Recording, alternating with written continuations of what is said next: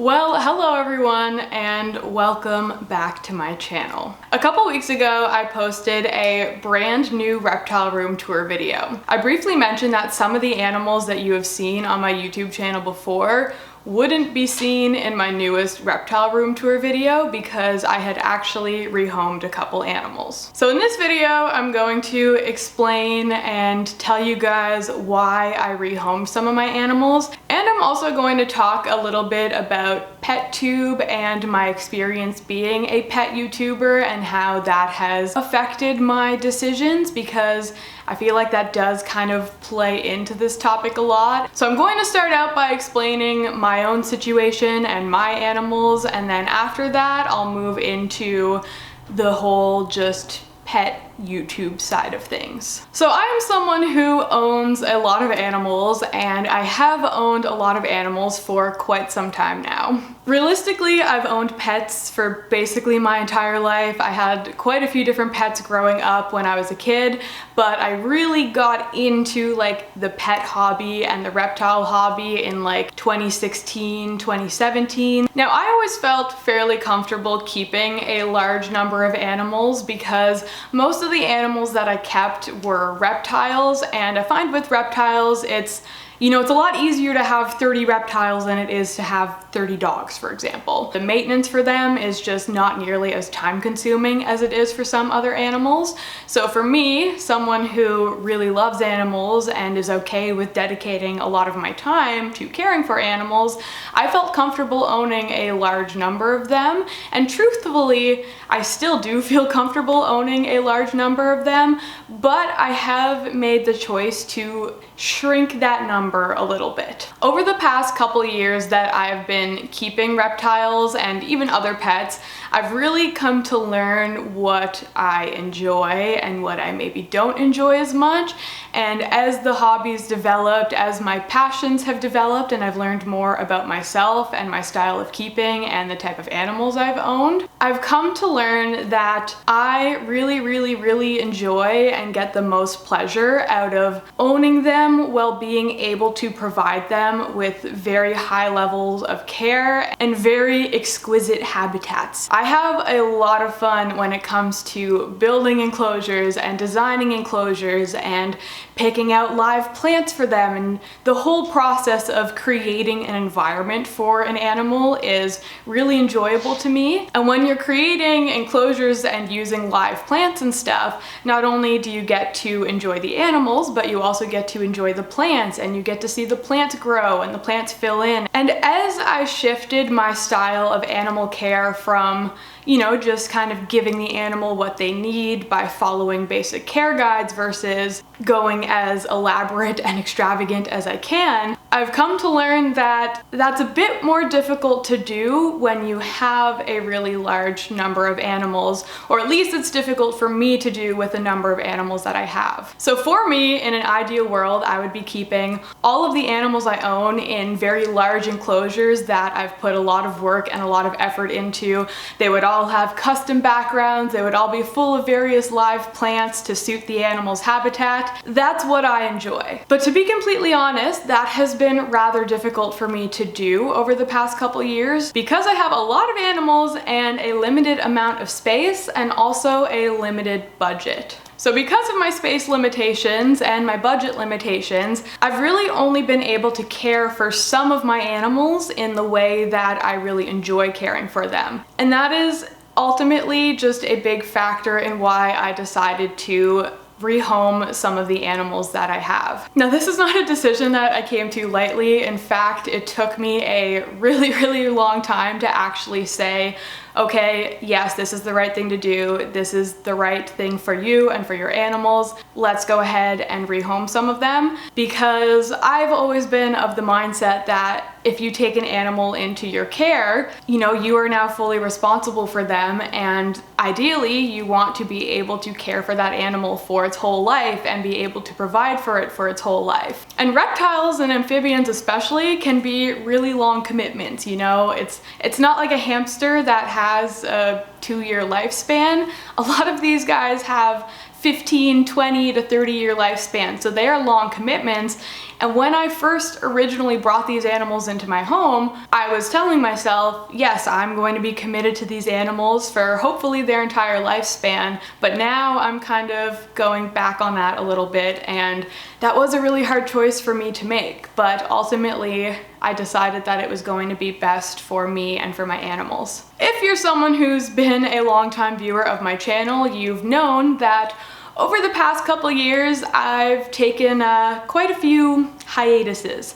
I've been missing from YouTube here and there pretty frequently over the past year especially. There's many reasons for this. There's a lot of reasons that go into why I wasn't posting consistently or posting at all. But to be completely honest, one of them was because I just didn't really feel proud of a lot of the enclosures I had. I didn't feel proud of a lot of the care standards that my animals had, and as a result, I didn't want to film that. I didn't want to show that because I like to film and show the things that make me happy and that bring me joy and make me feel proud. That's one of the reasons I've had such a hard time filming content, especially related to my pets, over the past few years. And it's not like any of my animals were receiving like below standard care. I just wasn't feeling happy with the state of my reptile room, with the state of some of my enclosures, and it was really hard for me to go forward making content. So now when it comes to the animals that I've rehomed, I have rehomed a couple already, and I'm still in the process of rehoming some more. To be completely honest, it's been taking me a really long time because I am very picky about the homes that my animals are going to. I'm not willing to just give them or sell them to anyone who wants them. I'm thoroughly vetting the people who are taking in my animals to make sure that they're going to good homes who are going to give them the care and love that they deserve. I would rather keep an animal in my care for a couple months and find it a really good home than just give it away as soon as I can and not really know what the situation's gonna be. So I've not been rushing this process at all, so it's probably still going to be ongoing for a little bit. I'm gonna be completely transparent about that. So over the next few months that I'm making content, I will probably still be rehoming some animals. In my last reptile room tour video I posted, when I showed one aspect of my room, which was the shelving unit that housed a lot of my snake enclosures on it, I mentioned that that was part of the room that I was, I guess, the least happy with, because a lot of the snakes that I have, I feel like they deserve much larger enclosures and they deserve much more space. And the truth is, in my current reptile room, with the way that things are right now, I just don't have the space to upgrade all of them like I want to. So in order to make space to upgrade the animals like I want to, I do unfortunately have to find new homes for a couple of them. So then that clears up a bit of space for me to get bigger enclosures for the ones that I do keep. It's been really hard to pick and choose which animals I'm going to rehome and which animals I'm going to keep because I love them all. I got them all for a reason. So as a result, I've honestly just been kind of rehoming some animals as the opportunity has come up, whether it's one I really want to rehome or not. For example, my Standings day gecko Mark. He's an animal that a lot of you guys might remember. I actually did rehome Mark, and now this is not a choice that I wanted to make. I absolutely love Mark. I love day geckos, but the opportunity came up for him to go to another really good home. I have a friend who used to have a pair of Standings day geckos. He had a male and a female.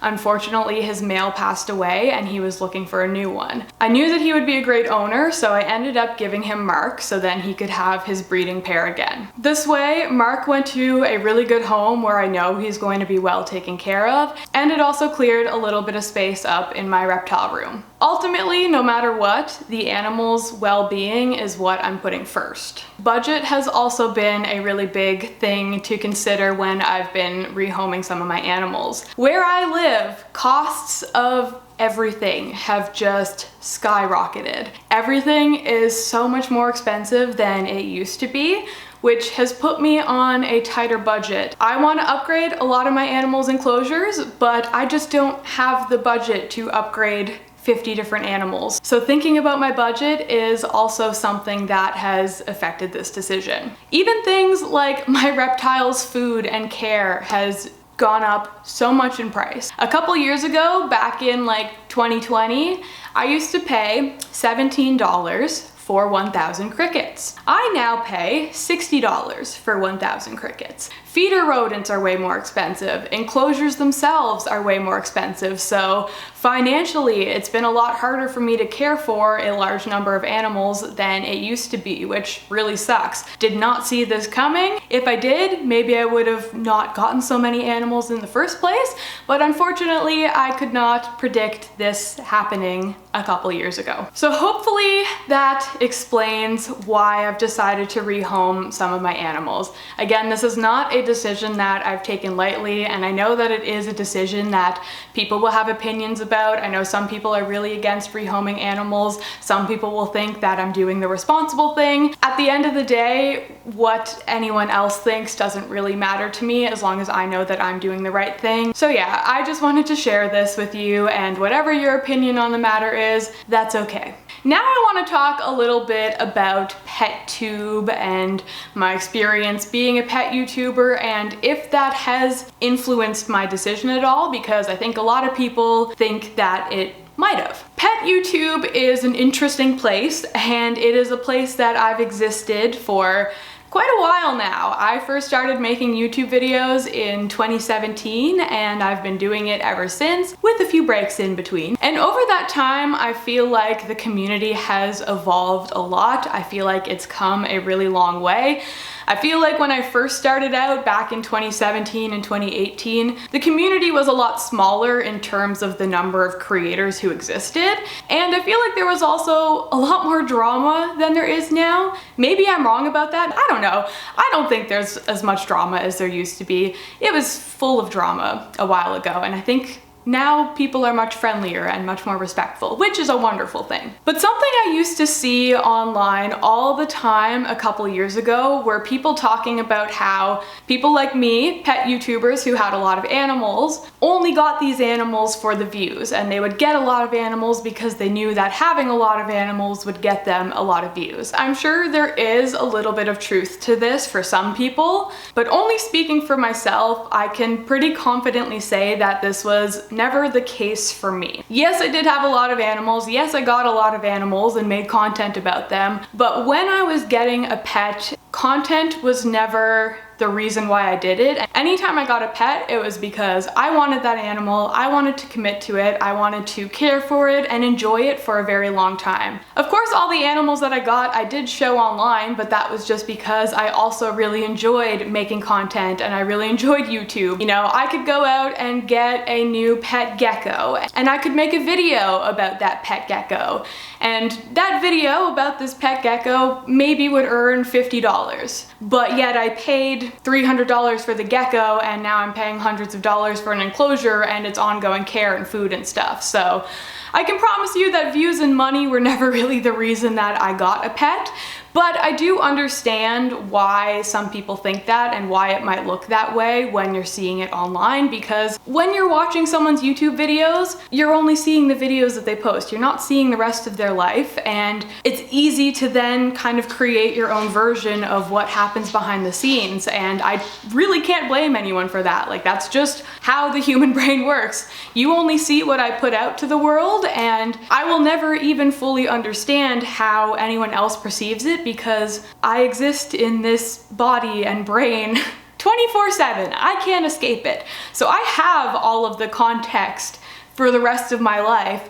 You guys don't, and no matter how much I share, you're just never going to experience my life the way that I do. That's just reality. Now, I do want to talk a little bit about pet YouTube and rehoming animals, because that is something I feel like has actually affected me quite a lot. As a result of being online and putting my life out there for anyone to see, I have felt like I can't rehome an animal, because if I do rehome an animal, someone online is going to be upset about it. People are going to call me irresponsible. They're going to say that I'm promoting buying and just rehoming animals, things like that. And again, I understand where that comes from, because like I said, I do feel pretty strongly that when you get a pet, you should plan for it to be a lifelong commitment. But at the same time, I also understand that things happen, things in your life are going to change. No one can predict the future.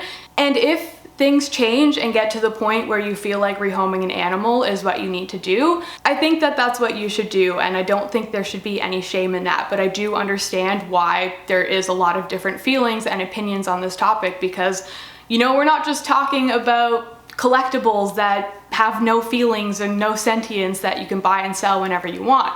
We're talking about living creatures that we are responsible for bringing into this world. It is a very sensitive topic, and I get that, and there's a lot of opinions around it, and I get that. When it comes to rehoming animals, I do think that there is a fine line between being responsible about it and being irresponsible about it, because yes, there are people out there who just constantly get a new animal and then sell it, and then get a new one and sell it, and get a new one and sell it, and it becomes a cycle for some people. And I think if that is what's happening, that is, you know, more of a problem that needs to be addressed. Maybe this person does need to be a bit more responsible with their life choices. But if it's a situation where someone has dedicated a lot of time and effort into caring for these animals and then has to make a very tough choice to find them a new home, I don't think there's anything wrong with that if it's not a continuous cycle and patterns. But even though I feel that way, and I know that that's my opinion and I should do what feels right to me, I don't want to seem irresponsible, and I don't want to promote irresponsible things. So when I was considering whether or not I should rehome an animal, I kept going back and forth on it, because I really did want to be able to keep them all and be able to upgrade them all. That would be an ideal world, but it got to the point where I realized that that was just not possible for me, and it didn't feel like the responsible thing for me to do, to continue to own so many animals that I wanted to give better enclosures and better quality of care to, when I wasn't able to make that happen. So going back to the topic of pet YouTube as a whole, I do think it is a problem if someone is just constantly buying and reselling animals, but truthfully, I don't really see that happening on YouTube. I'll be honest, I don't watch a lot of other pet YouTube videos. At least I don't anymore. I used to, but now I just don't have the time to watch a lot of YouTube content. But from what I see and from the people that I know and the other content creators I know, I cannot think of a single person who just has a constant pattern of buying and rehoming animals. I do feel like it is often made out to be a bigger deal, and it's made out to seem more common than it really is. Now, I have a bad habit for rambling and talking way too much, so even though I feel like I could keep going on and on, I feel like I've made my points, I've said what I need to say. So hopefully this does give you a little bit of insight as to why I've decided to rehome some animals, and also some insight as to why I haven't been making content the way that I used to. Going forward, as I do end up with more space in my animal room, my main priority is to upgrade a lot of my animals' enclosures and get back into making content. So as I do these changes, as I'm able to upgrade enclosures, as I'm able to set up more enclosures and make more elaborate habitats, I really want to document that process and video it and show it off to you guys. If you're interested in seeing these upgrades, if you're interested in learning about how to build DIY backgrounds and live planted tanks and things like that, I think that you'll really enjoy the content I have coming in the future. And if you're someone who thinks that I have been irresponsible and that I shouldn't have rehomed my animals and that I've had too many animals, I completely understand if my channel is not for you anymore. I'm going to continue doing what feels right to me and what makes me happy, and if that doesn't align with you and your interests and your values, that is perfectly okay. So if you did enjoy this video, which I don't know, I don't feel like this was a particularly enjoyable video, but if you did enjoy it, or if you are just looking forward to future content, please make sure you're subscribed to my channel if you aren't already. Also be sure to hit that big thumbs up button, it really helps me out. And feel free to check out some of my other social medias. It will all be down in the description below. Thank you all so much for watching, and I will see you all in my next video.